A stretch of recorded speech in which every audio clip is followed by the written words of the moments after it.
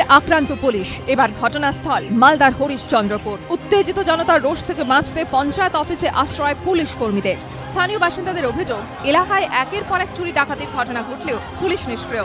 একাধিকবার আবেদন নিবেদনেও কোনো কাজ হয়নি। অভিযোগ, এরই মাঝে রবিবার গভীর রাতে ফের হরিশ্চন্দ্রপুরের ভিঙ্গলের বঙ্গীয় গ্রামীণ বিকাশ ব্যাংকে ডাকাতির চেষ্টা করে একদল দুষ্কৃতী। তদন্তের কাজে সোমবার সকাল 8টা নাগাদ হরিশ্চন্দ্রপুর থানার পুলিশ ঘটনাস্থলে যেতেই তাদের ঘিরে বিক্ষোভ দেখাতে শুরু করে স্থানীয় বাসিন্দারা।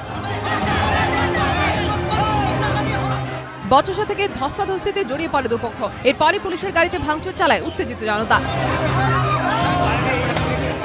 এই পরিস্থিতিতে প্রাণে বাঁচতে কাছেই গ্রাম পঞ্চায়েতের অফিসে ঢুকে পড়েন কয়েকজন পুলিশ কর্মী। বন্ধ করে আটক করে রেখেছে। কি বলছে পাবলিক? কি বলছে? বাইরে বের হলে মারধর করবো, মারা হুমকি দিচ্ছে।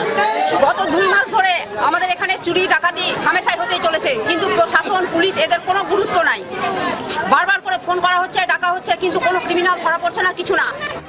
দীর্ঘক্ষণ পর চাঁচল থেকে পুলিশের উচ্চপদস্থ কর্তারা গিয়ে আটকে থাকা পুলিশ কর্মীদের উদ্ধার করেন। আলিপুর, ব্যারাকপুর কিংবা বোলপুর, ইসলামপুর বিভিন্ন ঘটনায় এর আগেও একাধিকবার আক্রান্ত হতে হয়েছে পুলিশকে। আলিপুর থানায় প্রাণে বাঁচতে ফাইল আড়াল করে টেবিলের নিচে লুকোতে হয়েছিল পুলিশ কর্মীদের। আর এবার জনরোষের হাত থেকে বাঁচতে পঞ্চায়েত অফিসে আশ্রয় নিতে হলো হরিশ্চন্দ্রপুর থানার পুলিশ কর্মীদের।